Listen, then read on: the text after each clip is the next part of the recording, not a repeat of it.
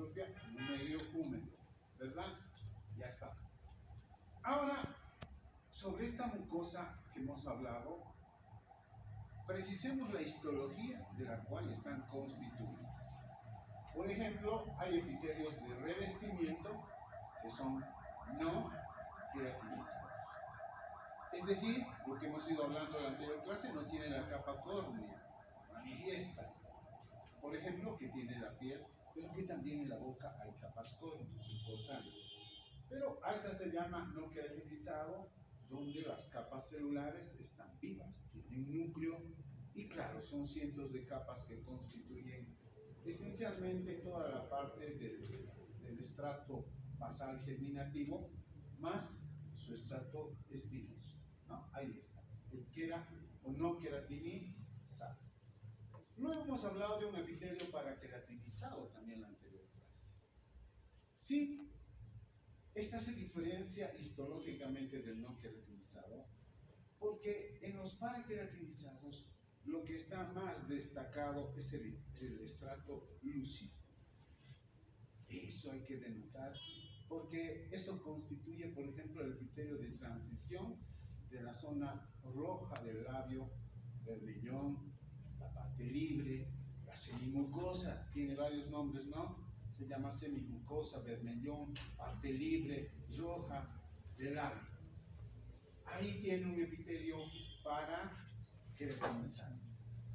Ustedes saben que el labio no es ni piel ni mucosa, es semimucosa. Por lo tanto, ahí su epitelio está para queratinizar. Y tiene el estrato lúcido como el estrato a destacar. Y lo estamos mostrando en la clase práctica. Y siempre se está mostrando. ¿Qué es lo importante ahí? Las células picnóticas del estrato lúcido. Es decir, son células a medio morirse, si quieren ustedes. Están en vías de desaparecer su núcleo. Por lo tanto, la característica del estrato lúcido en la cavidad bucal son núcleos picnóticos. Esa palabra picnosis significa en desaparición, prácticamente a medio morirse las células, ¿no? Así es la que caracteriza a esta zona. Y el ortoqueratinizado hemos dicho para aquellas zonas donde tiene estrato córneo. En la boca, sí, el estrato córneo. Es decir, es un epitelio ortoqueratinizado para aquellos sitios donde la acción física, por ejemplo, de frotarse contra los dientes, la mucosa, hace la línea de Valiña que les había mostrado, ¿no? En la imagen. Ese es el ortoqueratinizado, pero también estará presente a veces en la encía masticatoria, no en la encía libre, en la encía masticatoria. ¿Por qué? Porque dependiendo de la cultura alimenticia, entre no queratinizado, paraqueratinizado y ortoqueratinizado. Los masticadores de coca, por ejemplo, en Bolivia, tendrán un epitelio más ortoqueratinizado. Esto es interesante, cuanto más ortoqueratinizado o paraqueratinizado sean los epitelios, hay menos patologías inflamatorias, menos aftas, menos úlceras y distinta patología que existe en la boca. Ahora, esto como epitelio, ahí está bien preciso este cuadro. Vamos a hablar del corion o la lámina propia que habíamos dicho, que son sinónimos, solamente que corion lo utilizamos mejor para la piel y lámina propia para la mucosa, pero eso no significa que también no puedas denominarlo corion o lámina propia en la mucosa bucal. Se puede, pero esto es más utilizado, les decía, lámina propia. Puede ser denso, puede ser laxo, mira, puede ser abundante o escaso. El corion tan escaso, ¿dónde está situado? En el zapé medio palatino y a nivel de la encía masticatoria. Ahí podemos decir que el corion es pobre, muy pobre. Por eso el zapé medio palatino se ve de un color blanquecino casi, porque no tiene una lámina propia tan manifiesta como en otros sitios de la mucosa bucal. Esto es interesante. Con resiliencia y sin resiliencia. ¿Qué significa la resiliencia? A ver, si alguna vez han empujado ustedes con un dedo una esponja, sueltan, inmediatamente vuelve a su posición inicial, ¿no? Es como un resorte, digamos. En la cavidad bucal hay muchos sitios que tienen resiliencia y hay otros que no tienen resiliencia. Las paredes laterales de la boca, la mucosa del labio, tiene resiliencia. Si presionan un poquito, volverá a su estado anterior.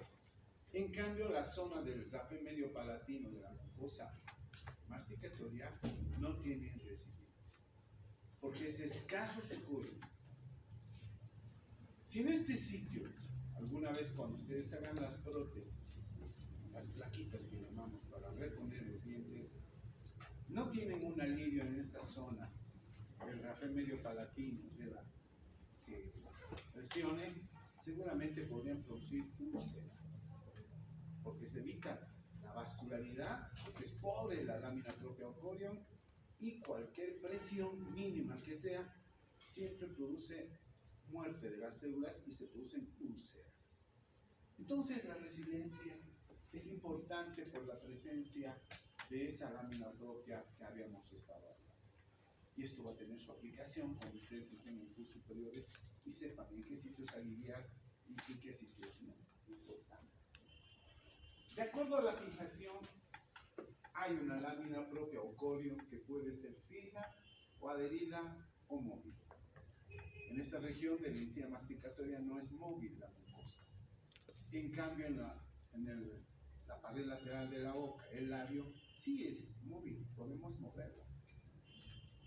Ahora, de acuerdo al tipo de las estructuras, esto en el paladar duro, hemos visto, por la presencia, por debajo del epitelio y del tejido conjuntivo, puede presentar tejido adiposo. Y de esa manera hemos visto que en el paladar duro existe la zona adiposa. O glandular, que es la parte más posterior del paladar duro, y la zona del paladar blando, donde existen gran cantidad de glándulas palatinas. Entonces este cuadrito nos va a marcar de aquí para adelante todo lo que vayamos a hablar. ¿De acuerdo?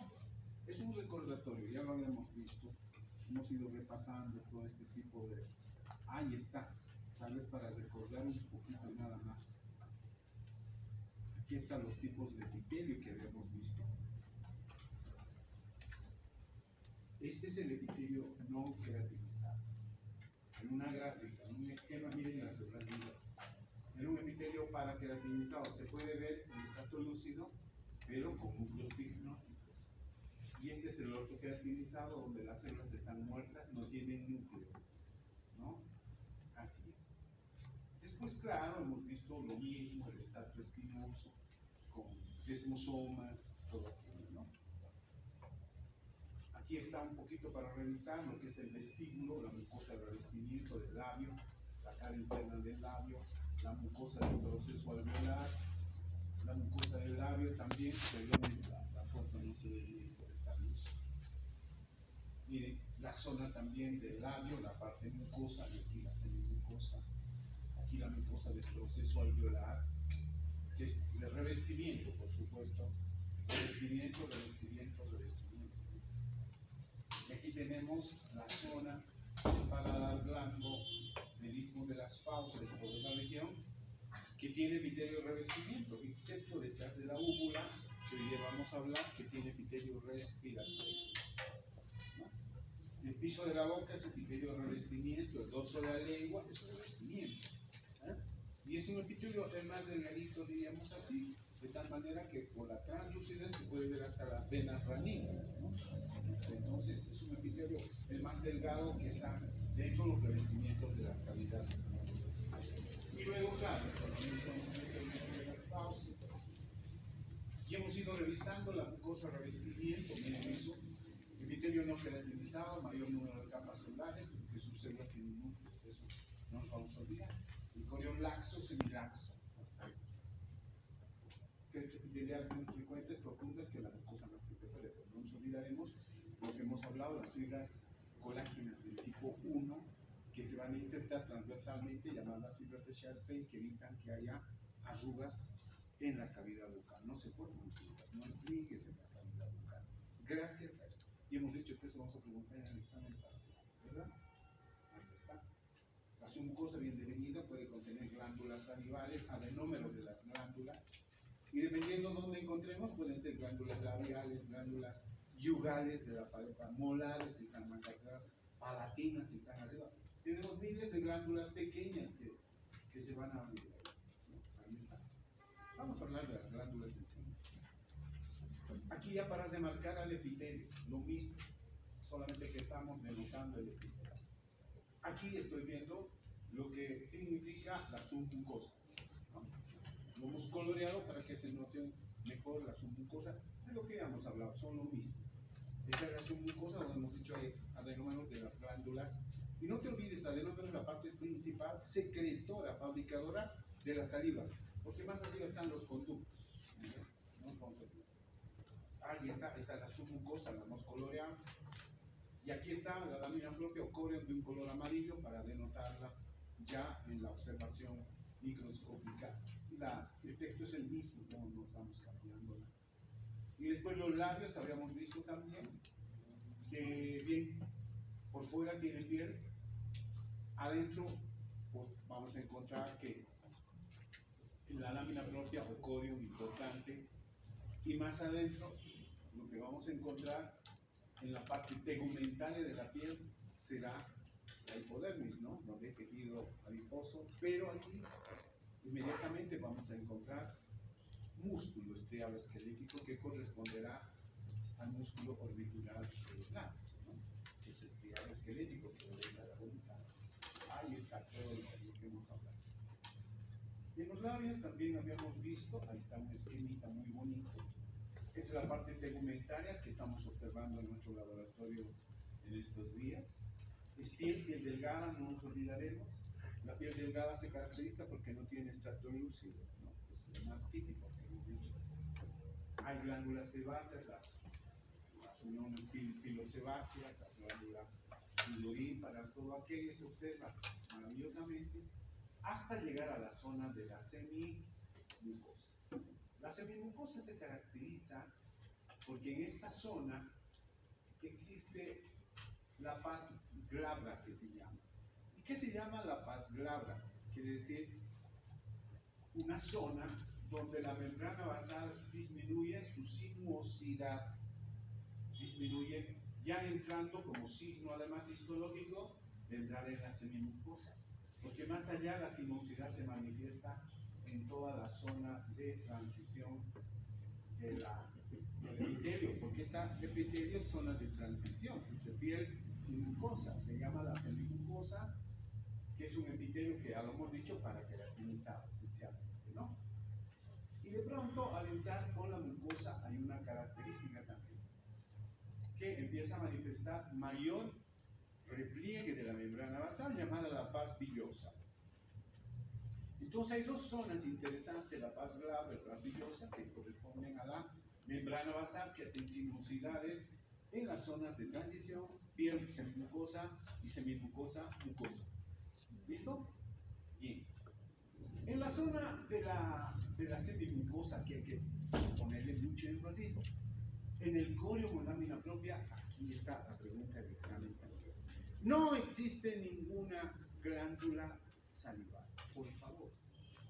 En la zona de la submucosa no existen glándulas salivales. De ahí que es necesario en cada instante, sin darnos cuenta, nosotros estamos humedeciendo con la lengua la parte de semimucosa. ¿De acuerdo? No se van a olvidar. ¿Cómo se lubrifica, se humidifica la zona de la semimucosa?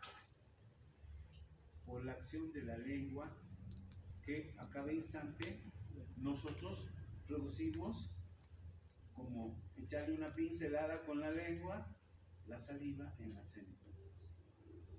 ¿Me entienden? Pregunta de examen.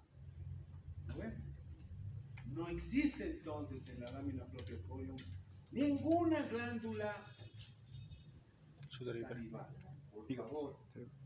¿Listo? La lubrificación de esta zona de la semimucosa se realiza por la acción de la lengua. Les voy a poner cualquier cosa. Que ustedes digan que es la lengua la que lubrifica. ¿No? Ahí abajo no existe en la zona de semimucosa ni pelos, ni glándulas sudoríparas, ni glándulas sebáceas. En esta zona de la semimucosa no existen las glándulas aberrantes sebáceas llamadas puntos de Fordyce que hemos significado en la zona molar, en la zona de la pared lateral de la boca. Ahí sí, en la mucosa de la pared lateral existen glándulas aberrantes llamadas puntos de Fordyce, que son glándulas sebáceas aberrantes que no funcionan, pero que están ahí y se observan como unos puntitos amarillos dijimos, ¿no ve? Pero en la zona de la semimucosa no existe ningún anexo. Por favor, ¿me están escuchando? Lo único que existe en esta zona y quizás hay que destacar es una vascularización muy importante, formando plexos vasculares venosos arteriales en esta zona que le dan irrigación importante a esta zona. Por eso que por la translucidez de estos vasos sanguíneos y los plexos vasculares y lechos vasculares que producen, se ve por la translucidez un color rojo. Por eso se dice a los labios la zona roja del labio. ¿Me entienden? ¿Por qué se dice zona roja? Por la translucidez de una gran vascularización en la zona. ¿Me escuchan? ¿Sí? Es importante esta zona de transición del labio. Y eso lo recordaremos cuando estemos ya en cuarto año, si Dios quiere nos vemos. Yo les voy a preguntar, especialmente para hablar del cáncer, ¿no? El cáncer en la boca tiene predilección y no sé por qué las zonas del cáncer, no solamente en la boca, sino en otras regiones del organismo. Por ejemplo, el cáncer más frecuente es el cáncer de útero, ¿no? Y justo se produce en el hocico de Tenca entre la transición de la mucosa vaginal y la mucosa uterina, que son dos tipos de epitelio distintos. En esa zona es donde se produce el cáncer. En la boca, en el labio, en la semimucosa, ¿no? Entonces vamos a tener en cuenta los aspectos histológicos. Ahora, en la parte mucosa del labio, el tema es mucho más sencillo de poder observar, porque es un epitelio de revestimiento, porque tiene abajo una lámina propia o corio o mucosa, parte de la mucosa, perdón, que ya la conocemos con la presencia de adenómeros de glándulas salivales en toda esa región, ¿no es cierto?, de la submucosa. Es un tipo de mucosa que es resiliente, según lo que hemos clasificado, y móvil además, ¿no? Tan móvil es que podemos inclusive soplar, ¿no? Es como un fuelle todo esto. Así es. Esa característica tiene toda esta zona, no es nada extraordinario. Y en esta zona están presentes también las fibras colágenas transversales, importantes para evitar que haya pliegues, ¿no? Pronto vamos a olvidar de eso, después, bueno, el tejido conjuntivo ya lo conocemos. Y más profundamente está el músculo orbicular, con una característica para diferenciarlo de la pared lateral de la boca. Si encontramos fibras cortadas en forma transversal, se trata del labio, porque eso corresponde al músculo orbicular. Como el orbicular tiene esta disposición en el borde transversal, lo vamos a encontrar a las fibras musculares estriadas esqueléticas cortadas de esa manera. Y no nos olvidamos que ya sabemos reconocer el músculo, ¿sí? Con núcleos periféricos, unos con núcleos, otros sin núcleos, etc. Todos del mismo tamaño, ¿no? Eso es lo que corresponde al labio. Entonces, acá ya lo hemos hablado. Ahí está. Esta es una foto maravillosa del Atlas de Di Fiori. El Atlas de Di Fiori es uno de los textos que amo, ¿no? Prácticamente es con el cual he aprendido historia. Es un texto maravilloso, es un texto argentino. A ver si lo encuentran su texto y su Atlas. Están en la biblioteca también, a ver, salen. Y aquí está, miren, el músculo orbicular de los labios. Tenemos las zonas de transición, ahí está. El epitelio del labio, que es para queratinizado en esta zona. La zona de la mucosa de revestimiento, ahí está. La lámina propiocoreo, ahí están las glándulas salivales en la profundidad de la submucosa. Aquí está, en gran cantidad, que son las glándulas labiales. Todo eso caracteriza a esta zona. Y está la zona tegumentaria, miren, ahí está la paz glabra, la paz lisa, todo eso, pelo, todo eso que corresponde al tegumento, ¿no? Entonces, este es el labio, entonces, un corte transversal. Al labio siempre lo vamos a estudiar de manera transversal, nunca de manera longitudinal, si no, no veríamos el epitelio, nada de aquello, ¿no? Entonces, queremos observar toda esta zona. Y así están nuestras laminitas arriba también. Ya está una parte del tegumento de la piel delgada. Aquí está la mucosa bucal, miren que gruesa la mucosa bucal, pero las células tienen su núcleo, ¿no? A mayor aumento también son focos. Y esto que ya lo hemos mencionado en la anterior clase, ¿verdad?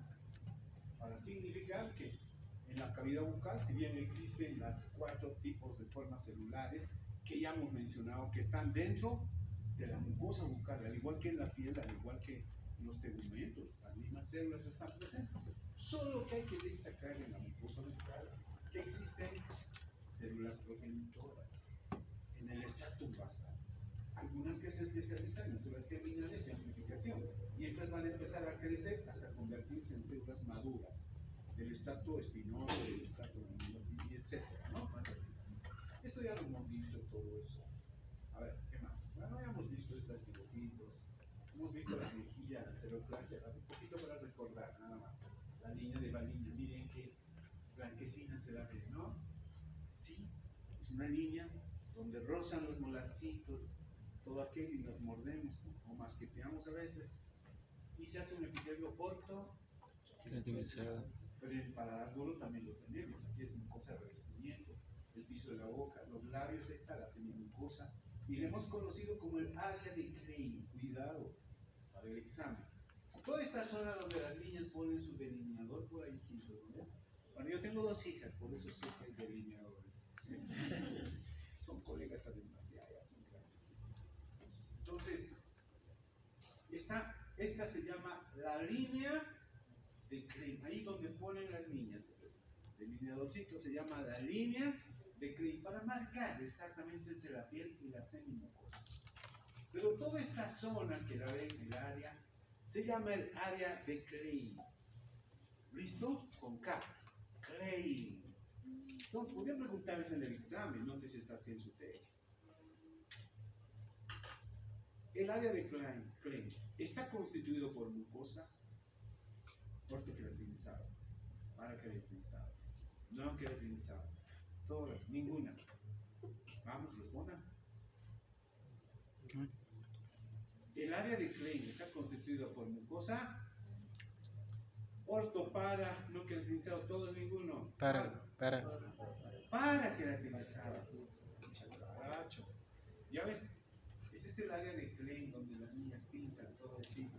No van a pintar hasta adentro, no pues, sino hasta donde los labios coaptan una con la otra. Hasta ahí nomás se pone el colorante, ¿verdad? O se pone todo adentro. ¿Verdad que no? No, no sé. Ustedes ya saben. A eso se llama el área de Klein. ¿Listo? ¿Y saben lo que es la línea de Klein?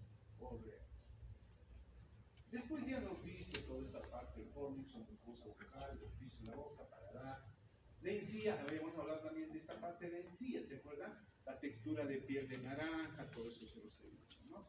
Que corresponde a la encía masticatoria, y por eso se ven como si fuera piel de naranja, o la membrana basal, pero la mucosa es adherida. Y es una mucosa masticatoria. La mucosa masticatoria entonces constituye la parte de la encía masticatoria o insertada, que se dice ahí está, y la parte del paladar duro, la zona especialmente donde están las rugas paladíticas, ¿no? Ya. Porque la mucosa alveolar, ya lo hemos dicho, a ver, comenzamos. Esta mucosa alveolar que cubre el hueso apófice alveolar está constituida en mucosa revestimiento, ¿no? Revestimiento. Y aquí la encía libre, bueno, que tiene otro tipo de mucosa, no queratinizada, igual que la adherencia epitelial, ¿no? Bien, Todo esto ya hemos hablado. Ahí está, para traerles el recuerdo nada más. Aquí están las rugas o arrugas palatinas que tiene epitelio mástica, es un epitelio corto. Creatinizado. Este es el café medio palatino, que tiene pobre lámina propia, o corio. Pobre, casi nada, parece epitelio adherido al hueso, nada más. Pero es muy pobre, es sencillo. El café medio palatino, y es la papilla incisiva. Este se llama, por debajo, como es un epitelio que participa de la masticación, porque aplastamos una patita que comemos cocida, aplastamos la lengua contra el paladar duro, ¿no? El paladar duro está participando del aplastamiento, de la trituración de los alimentos también. Por eso que esta zona, si es epitelio autocaracterizado, tiene que tener por debajo a manera de un colchón para que no se, como diríamos, no sea agresivo esos traumas físicos contra el epitelio. Tiene que tener un buen colchón. Y ese colchón por debajo es una submucosa con abundante tejido graso. Por eso se llama zona adiposa del paladar duro. ¿Listo? Zona adiposa. Más allá de las rugas palatinas, se llama zona glandular. Sigue siendo un poquito el paladar duro, pero tiene glándulas salivares, palatinas. Y este es el paladar blando, que también tiene glándulas salivares palatinas, ¿no? ¿Ya? Es una cosa de revestimiento todas estas zonas del pero del paladar mismo, de las fauces, que se llama así. Bueno, ahí está el paladar de Delgaya, una foto, las rugas palatinas, el café medio palatino, la papilla incisiva, la zona adiposa, la zona glandular, importante, ¿no? No nos vamos a olvidar por esta zona. Ya hemos visto todo esto. Bueno, entonces, ahora sí nos metemos a ver la lengua, la mucosa especializada, ¿no? Que corresponde a la lengua. Vamos a mi lengua. Entonces, no. Estas son las amígdalas que también tengo que hablar enseguida. Aquí está la lengua. Sí, señores, estamos con la lengua. Muy bien. A ver, presentación desde la posición. Bien, la lengua se constituye una mucosa especializada, así se la considera. ¿Especializada por qué? Porque aparte de estar recubierta por una mucosa, que ahorita vamos a especificar muy bien, pues tenemos que delimitar anatómicamente la lengua. Donde se inserta la lengua se llama la base de la lengua, ¿listo? Tiene una punta, una cara dorsal de la lengua, que todos ya conocemos, la cara dorsal de la lengua, la cara ventral, abajo de la lengua, los bordes laterales de la lengua, ¿listo? Lo inicial es eso, localizar la parte anatómica. Ahora bien, muy próxima a la base de la lengua, encontramos, aquí está, miren ustedes, en un número de 8 a 12 puede ser, las famosas papilas caliciformes o circunvaladas, tiene dos nombres. Caliciformes o circunvaladas. Dispuestas en una V lingual, una V, ¿no? Una V chiquita, como decían antes, pero no se dice V chiquita. Se dice V, es lo mejor, ¿no? En una V. Y el vértice corresponde al foramen seco. Cae como se escribe, pero se lee seco. Seco. Que es un conducto atrofiado, el conducto tirogloso, que quedó atrofiado. ¿Listo? Que no tiene ninguna importancia, salvo que algunas células forman quistes, eso, pero eso lo vamos a ver más adelante. Así lo cuando ustedes ya estén en el cuarto, quinto año, etc. Ahí está. Esta es la bilingual importante constituida por hileras de papilas caliciformes, que son las más grandes que tenemos en la cavidad bucal y en la lengua. El dorso de la lengua está constituida casi en un 90% por papilas filiformes. Y eso es fácil de observar prácticamente macroscópicamente. Y luego tenemos las papilas puntiformes, que son escasas en número, son como unos puntitos bien rojizos. Lo hemos podido observar, ¿no? En nuestras lenguas se han observado, ¿no? son como unos puntitos rojizos que generalmente están localizados en la puntita de la lengua. Entonces ya estamos mencionando a las papilas filiformes, a las papilas fungiformes. ¿Por qué se dice fungi? Porque tiene forma de hongo. Ahora, los hongos que nos han enseñado en el dibujito, claro, en la escuelita nos han hecho dibujar parecido a un paragüita, ¿no es cierto? Un sapito aquí lo dibujábamos, ¿se acuerdan?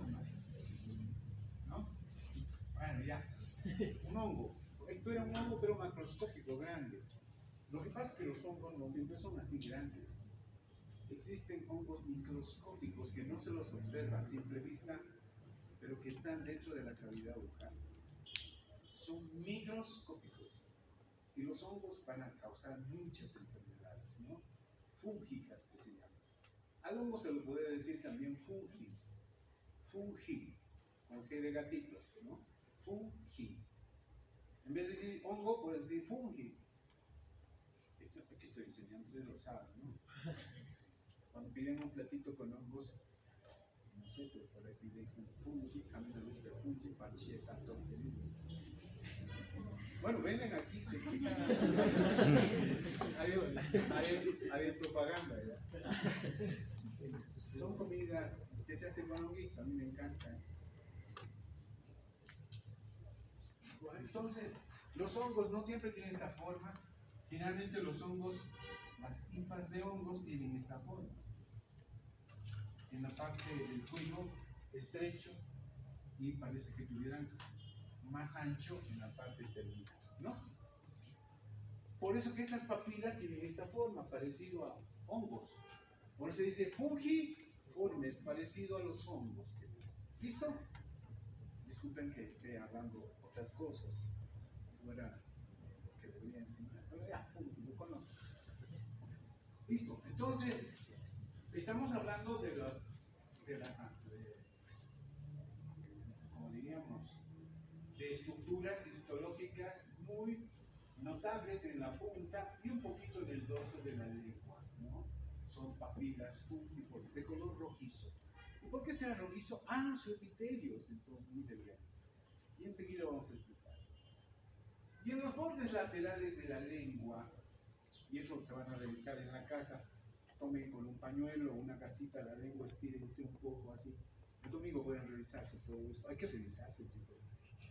Van a ver como pliegues de cortina las papilas, en este caso habríamos hablado calciformes, foliáceas, fungiformes y ¿qué vendrían? Las foliáceas, ¿no? Hemos visto las calciformes o circunvaladas, filiformes, fungiformes, foliadas están ahí, o foliáceas, ¿no? En los bordes laterales de la lengua, las foliadas o foliáceas. Bien. A ver, vamos viendo, miren que este es un dibujito tridimensional para mostrarles de lo que son las papilas caliciformes. Se parecen mucho a un castillo, lo decimos, porque tiene un foso, tiene una pared lateral, parecido a un castillo, ¿no? Lo importante es encontrar que en las paredes laterales de las papilas caliciformes están presentes los botones gustativos. O gusta, los botones que están constituidos por células especializadas, ahí está un botón gustativo, por células especializadas. En un principio estudiábamos que existían 3 tipos de células nomás ya. Miren, unas que están por fuera pintadas de color amarillo, otras que están más adentro y son más bajitas, y en el centro unas células alargadas que también muestran proyección de sus membranas citoplasmáticas para la parte saliendo por el poro gustativo y se van a determinar los pelos gustativos. Entonces, células se les llama basales o terminales. En segundo lugar, las células que están más adentro se llaman células gustatorias o quimioreceptoras. Y finalmente, por fuera, como la capa más externa, las células sustentaculares. Eso les digo que al inicio hablábamos solamente de 3 categorías de células, que todavía muchos textos mencionan. dándole mucha importancia hasta hacerlas pintadas de color amarillo, que tienen sus pelos gustatorios, que son las que en última instancia van a percibir todos los sabores. ¿Listo? Entonces, ¿dónde están situados los botones gustativos? Están constituidos por todas las células en la parte epitelial, ¿no? Estarán en la pared lateral. En esta parte superior no. Solamente en las paredes laterales estarán los botones gustatorios. Y además, en el foso, ¿se acuerdan del castillo? Y hay un puente levadizo y abajo hay agua, no sé, donde hay pirañas, cocodrilos, qué sé yo, ¿no? ¿Sí? Y muchas alimañas ahí para, por si acaso alguien quiera cruzar a nado, ellos se los comen, ¿no? Antes de llegar al castillo. Es igual. En este foso habrán glándulas salivales importantes. Glándulas salivales de ponerle, que van a hacer que lubrifiquen constantemente esta zona de la pared. ¿Saben? Sin saliva esa zona, sin humidificación, no se perciben los sabores. Para percibir los sabores tienen que estar húmedo y los polos gustativos tienen que tener esa humedad. Se han hecho pruebas cuando se reseca todo esto, no hay percepción del gusto. El gusto entonces tiene que percibirse en un medio húmedo. Por eso la presencia de estas glándulas salivales importantes. Ahí está. Aquí también para significar las células quimiorreceptoras, neurosensoriales o gustatorias, que también se llaman, las células sustentaculares o de sostén, que les he dicho, que están afuera, ¿no? Como una empaladiza externa, y las células basales. Pero, últimamente, ya con el microscopio electrónico y todo, se ha podido observar que existen más de estas 3 células. Son hasta 5 células que hoy día estamos hablando. Es decir, los poros gustativos estarían constituidos por células del tipo 1, células oscuras que ya se las llama, y son el 60% con gránulos densos y microvellosidades, que son los pelos gustatorios. Células del tipo 2, que se llaman claras, que constituyen el 30% con microvellosidades también, cortitas, pero por eso se dice que estas serían las adultas, y estas serían las que están jóvenes para reemplazar a las otras células. Ahí está, las células claras con un 30%, microvellosidades cortas y escasas. Estas son pequeñas todavía porque van a crecer su talla mayor cuando estas van a recambiar a las células oscuras, ¿no? Ahí está.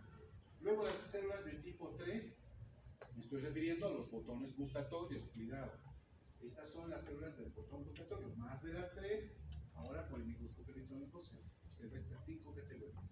Las del tipo 3 serían el 7% con vesículas pequeñas, pasan y terminan en un poro en forma de masa o mazo. Masa significa a esa, de los primitivos, de esa madera que tenían para golpear, ¿no? Tiene esa forma de masa o mazo, ¿listo? Las células 4, células madre localizadas, serían las células basales, ¿se acuerdan? Células madre localizadas en la base del corpúsculo, de células quinto, periféricas que separan las epiteliales del corpúsculo. Entonces, ahora los botones gustativos tendrían estas 5 tipos de células, más allá de las 3 que tanto hemos ido aprendiendo. ¿De acuerdo? Esa es la gran diferencia nada más. Ahí está el poro gustativo, la glándula, digo, la papila caliciforme, la muralla, el foso. Y bueno, ¿qué sabores se puede percibir en la lengua? Hemos dicho, amargo en la parte donde están situadas las papilas caliciformes, ácido en esta porción lateral y si quieres de la lengua, salado en la parte anterior de la lengua cerca a la punta y dulce en la punta de la lengua. Estas serían las zonas de percepción de las diferentes formas de gusto. Y el picante, ¿cómo se percibe el picante? Nosotros que somos picanteros aquí en La Paz y todo eso. ¿Qué es el picante? ¿Cómo es ese sabor? ¿Por qué? Y todo eso, ¿no? El picante es dolor, chicos. Es percepción del dolor. ¿De acuerdo? Masoquista. ¿Ya? Nunca se olviden. Cuanto más picante, más dolor en la lengua. Somos masoquistas, pues pasa. Entonces, el picante es dolor. ¿De acuerdo? Y se puede dar combinaciones entre que el ají puede ser saladito o dulce, no sé. Sabores que son los básicos que perciben. Pero los japoneses percibieron un quinto sabor. Eso, que se los dije en la anterior clase ya, ¿no? El sabor umami, que significa exquisito. Umami quiere decir exquisito, sabor exquisito, que sería una combinación de todos los anteriores sabores. Listo, nada más. Es exquisito, es umami. ¿No ve? Quedó umami. Entonces, estos son los sabores que perciben. Pero la lengua no solamente es un órgano del gusto, es un órgano especializado, el más fino del tacto. Es un órgano del tacto, no te olvides. Y particularmente son las papilas fungiformes de la punta de la lengua quienes perciben el tacto. Siempre hemos dicho que los dedos está la función del tacto para percibir, qué sé yo, el volumen, la rugosidad, la finura de las estructuras. Pero no. El órgano más fino de nuestro organismo del tacto es la lengua y está en la punta de la lengua. Por eso que, espera, es un pelito, ¿no? Claro, percibimos con la punta de la lengua un pelito. Van a disculpar los ejemplos que esté haciendo tan ridículos. Pero es que, a ver, ¿hemos sacado o no? ¿Lo percibes el pelito? Con el tacto no se percibe. Pero con la lengua sí. Aquí está con el pelito. ¿Por qué no percibo? ¿Te das cuenta? Entonces la lengua tiene funciones de percepción, de sensaciones, de gusto, de tacto y de dolor. ¿Listo? Por eso se llama mucosa especializada. Una papila solita puede producir un dolor tremendo. Una sola papila. Por eso no nos olvidemos, la lengua percibe por excelencia los sabores, el tacto y el dolor. No se van a olvidar, chicos. Ahí está. Esa es la lengua. Ahora, de todas las papilas, las únicas que no tienen botones gustativos son las filiformes. ¿Por qué las filiformes? Ahí están, ¿no? La lengüita es la parte lateral. La foto no está muy bien. Esta luz, pues no. Esta es la parte del borde lateral donde están las papilas foliadas o foliáceas, que tienen papilas gustativas. Ahí está la otra parte. A ver, dibujaremos. Ahí está. Están las paredes y esos son los botones gustativos. Las papilas caliciformes están cubiertas de un epitelio de revestimiento. ¿Listo? Y tienen entre ese epitelio botones gustativos. No nos vamos a olvidar. Ahí están sus glándulas en el foso, ¿no? El surco que se llama, donde humidifica. Estas son las papilas caliciformes. Miren, ahí están los botones gustativos en las paredes. Coreomonolamina propia, epitelio de revestimiento. Y ahí está el conducto excretor de esas glándulas. Aquí tenemos las papilas fungiformes. Miren, estrecha esa partecita. Está recubierta también de epitelio de revestimiento, las fungi. ¿Listo? Los botones de color rojito que dicen. Y tienen botones gustativos. Las papilas fungi sí tienen. ¿Sí? ¿Listo? Solamente que el epitelio es muy delgadito, por eso se ve de color rojito. El epitelio de revestimiento es el más delgadito de todas las papilas. ¿Cuál papila tiene el epitelio de revestimiento más delgado? Las fungiformes. No te olvides. Por eso se ve de color rojito por la translucidez de la vascularidad. Bueno, esto es para significar la presencia de conductos excretores de muchas glándulas. Ahí están los adenómeros de las glándulas. Papilas caliciformes. A ver, quiero ver caliciformes. Ahí están las foliadas, como pliegues de cortina les decía. Ahí está, tiene botones gustativos también en la pared lateral. Ese epitelio de revestimiento también de las papilas foliadas. ¿Listo? Epitelio de revestimiento. Y estas son las papilas filiformes. Las papilas filiformes tienen epitelio, escuchen bien, ortoqueratinizado. Es decir, que las últimas capas de células están muertas. Y son las únicas que no tienen botones gustativos. ¿Listo? Y entonces, ¿para qué? Bueno, sirven las papilas filiformes, dirían ustedes, ¿no? Para lamer los alimentos.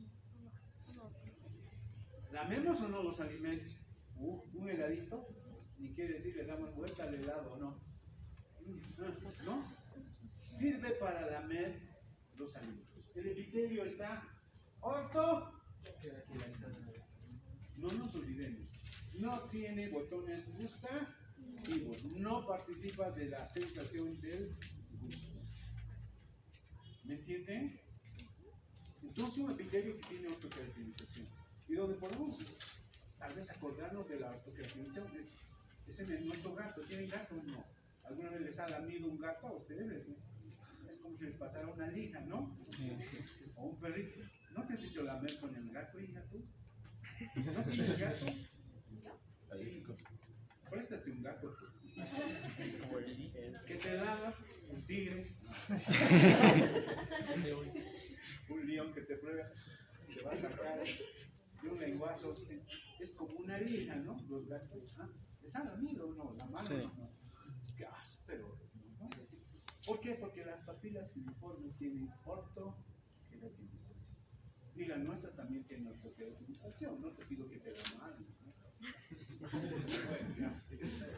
Entonces sirve para lamer los alimentos. ¿Listo?